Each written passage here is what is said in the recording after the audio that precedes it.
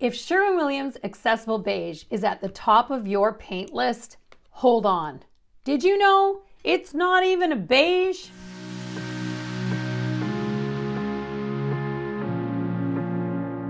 Hi, I'm Killam, and I invented the system for understanding undertones, and I teach homeowners and designers how to create a timeless home they'll love forever. Stick around and I'll reveal what you really need to know about this neutral paint color and whether it's right for your home.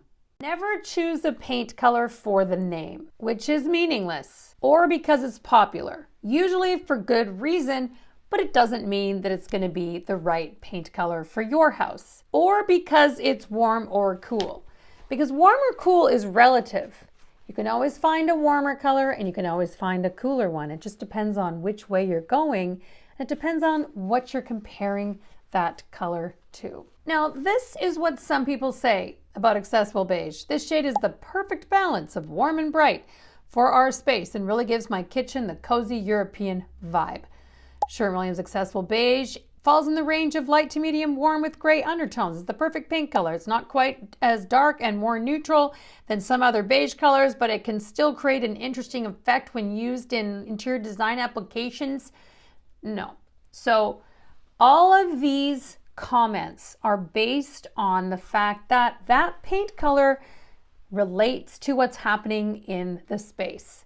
It has nothing to do with anything else. The right paint color is going to pull your space together. So if it's the right paint color for your kitchen cabinets, for example, it's because it also looks really good with the countertops and the floor and everything else. Now, the reason why people think that it could be considered a beige is because it's a green gray in my system. And if you compare green grays to blue grays, for example, that's when it starts to look beige.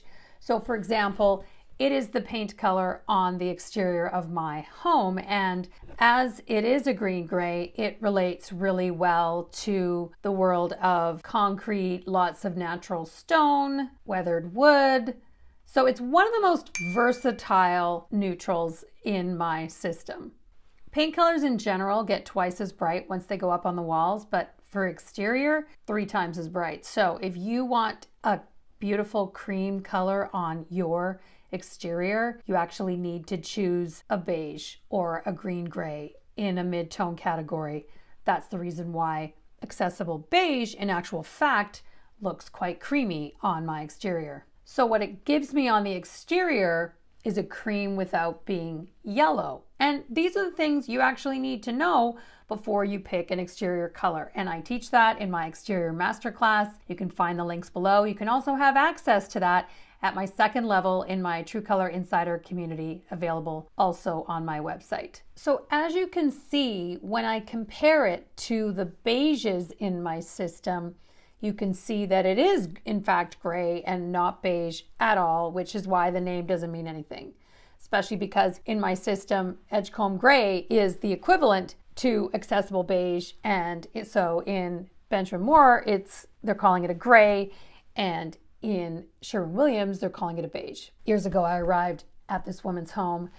This was at the beginning of the gray trend when everybody wanted a shade of gray on the walls, and I picked colors for her house. We were in her living room. She had all these beautiful, colorful pillows and furniture, and I said, well, why don't we paint the walls Edgecomb Gray, which is Accessible Beige, because that will be a really nice backdrop for all this color. And she said, oh no, like Edgecomb Gray, I would never paint my house gray. So I said, well, you know what? Let's just finish picking the colors for the rest of your bedrooms right now. And in actual fact, Baby Fawn is a Benjamin Moore paint color as well. And it is identical to Edgecomb Gray, which is the same as Accessible Beige. I happen to have Baby Fawn written on one of my big samples. So I pulled it out and she said, oh, it's perfect. I love it so much. So instead of focusing on the name, focus on what is the undertone of the color that you're looking at. Get your big paint boards. The best way to get the right color is to have a curated collection of the best neutrals and whites. And you'll find those links below. So thanks for watching. I hope you'll subscribe, and I'll see you next time.